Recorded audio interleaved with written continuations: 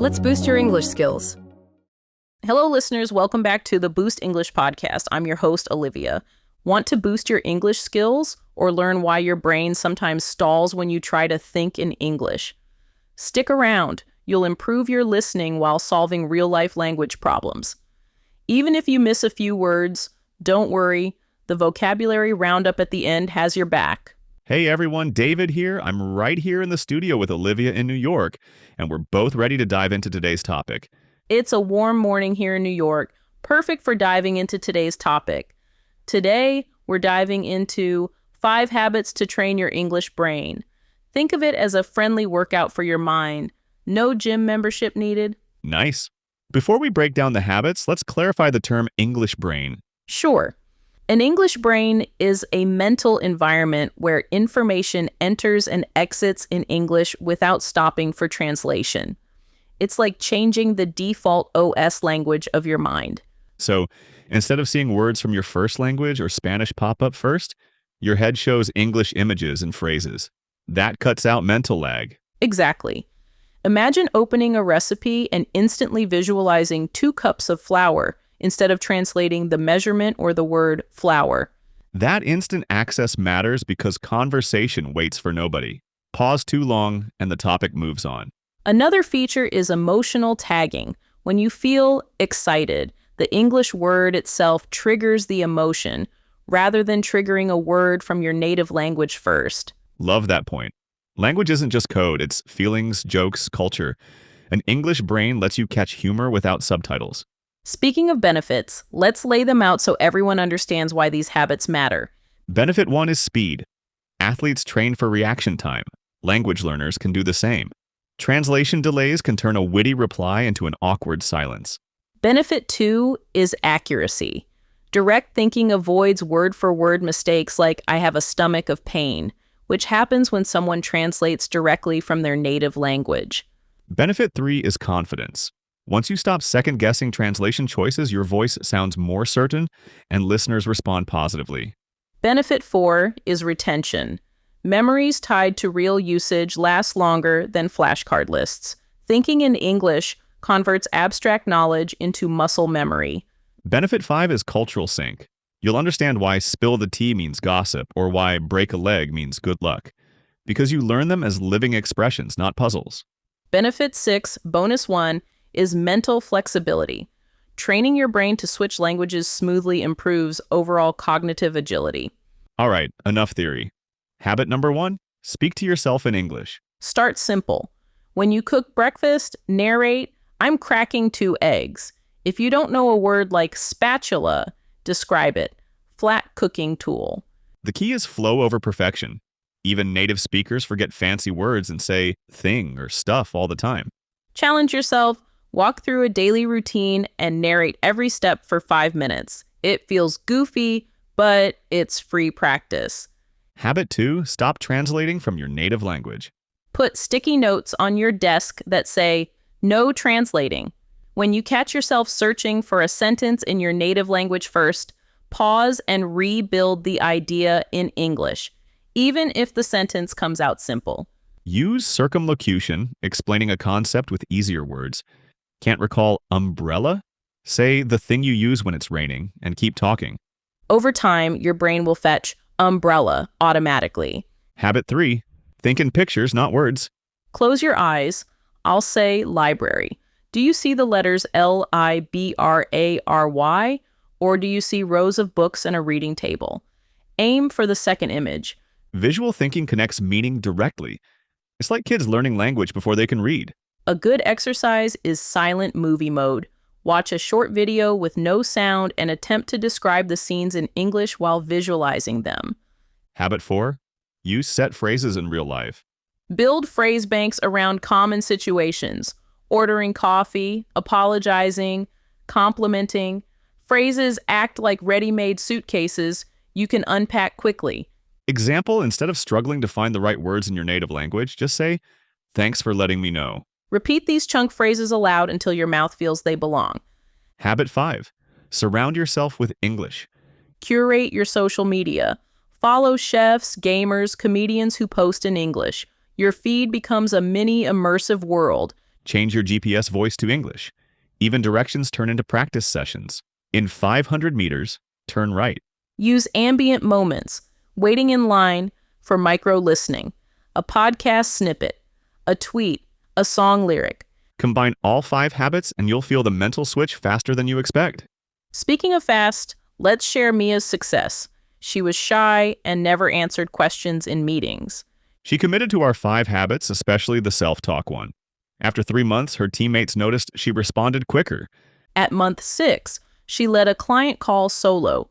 The client thought she had studied abroad in high school. True story. Her secret? She kept a daily voice diary in English and listened back to catch filler words like or you know.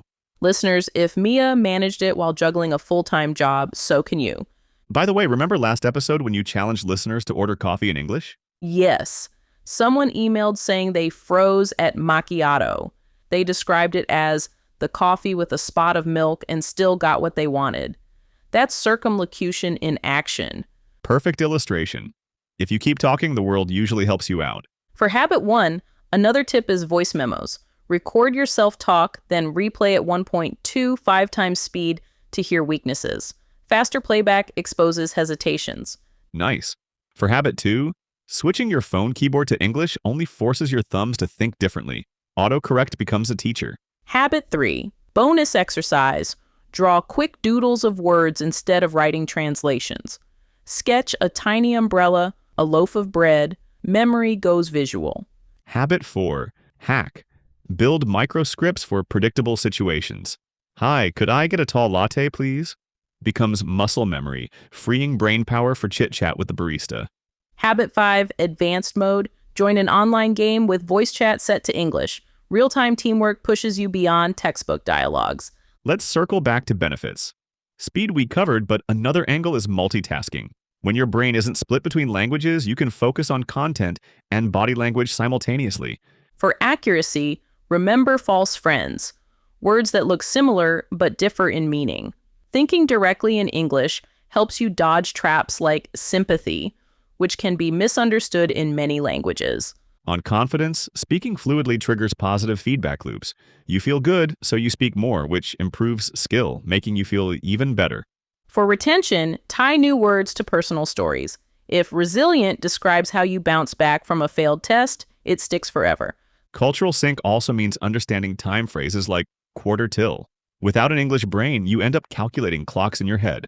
Mental flexibility spills into other tasks. Studies show bilinguals often solve puzzles faster thanks to switching practice. Time for Q&A. First question, does watching English movies with subtitles in my native language hurt my progress? It doesn't hurt, but it slows you. Use English subtitles first, then turn them off to test comprehension. Follow-up, what about dubbing? Dubbed voices rarely match mouth movements. It can feel unnatural. Stick to original audio whenever possible. Second question, my vocabulary feels too small. Should I cram word lists before trying these habits? No, cramming without context fades quickly. Build vocab organically through the habits. Words stick when tied to use. Third question, I live with family who don't speak English at all. Any tips for practicing at home? Create an English corner at home. English-only books, sticky notes on objects, maybe a short nightly recap to yourself in English. Fourth question, is it okay if my grammar is messy while practicing self-talk? Absolutely. Focus on fluency first, polish accuracy later. Fluency breeds confidence, which fuels more practice. Fifth question, how do I keep motivation after the first 2 weeks? Track streaks. Use a calendar and mark each day you complete a habit. Small visible wins encourage consistency. We got a sixth question sneaking in. Can music help develop an English brain? Absolutely. Singing forces pronunciation and rhythm. Just be careful with slang and check lyrics for accuracy. Seventh unofficial question. Is dreaming in English real or hype? It's real but not a requirement. Dreaming in English means your subconscious is comfortable enough, but you can still be fluent without it. Good clarification. Let's dive into today's tricky vocabulary list so nothing slips through the cracks. Neuroplasticity. Neuroplasticity means the brain's ability to form new connections and reorganize itself. Circumlocution. Circumlocution means explaining a word you don't know using simpler words or phrases. Immersion. Immersion means surrounding yourself completely with a language or activity, so learning happens naturally. Placeholder. Placeholder means a temporary word used until the exact one is known. Detour. Detour means an indirect or longer route than the main one. Mindset. Mindset means a fixed attitude or way of thinking that influences behavior. Accurate. Accurate means correct and without mistakes. Retention. Retention means the ability to keep information in your memory. Circumstance. Circumstance means the situation or condition surrounding something. Fluency. Fluency means speaking smoothly and easily without hesitation. Consistency. Consistency means doing something in the same way over time. Motivation. Motivation means the reason or energy that drives you to do something. Cognitive. Cognitive means related to mental processes like thinking and remembering. Cultural. Cultural means related to the ideas, customs, and social behavior of a society. Authentic. Authentic means genuine or real, not copied or fake. Evaluate. Evaluate means to judge or estimate the value of something. Capacity. Capacity means the ability or power to do something. Implementation. Implementation means the act of putting a plan or decision into effect. Tangible. Tangible means something you can touch or feel, concrete and real. Synapse. Synapse means the junction between two nerve cells where impulses pass. Hesitation. Hesitation means a pause before saying or doing something, often due to uncertainty. Filler word. Filler word means a word like like, or used while thinking in speech. Paraphrase. Paraphrase means restate something using different words, often for clarity. Resilient. Resilient means able to recover quickly from difficulties. Expatriate. Expatriate means a person living outside their native country. Intonation. Intonation means the rise and fall of voice pitch while speaking. Gesture. Gesture means a movement of part of the body to express an idea or feeling. Rhythm. Rhythm means a strong, regular, repeated pattern of movement or sound. Nuance. Nuance means a subtle difference in meaning, expression, or sound. Colloquial. Colloquial means language used in ordinary or familiar conversation, not formal. Congratulations, everyone. If you're still listening, your English brain is already working. Before we sign off, try one quick experiment today. Describe your lunch in English without using your native language at all. Last words from me. Habits beat talent when talent stops practicing. Keep training that English brain every single day. If you enjoyed the episode, hit subscribe, leave a comment about the habit you're starting, and share this with a friend. Until next time, keep thinking in English and keep boosting your skills. Bye for now. See you soon.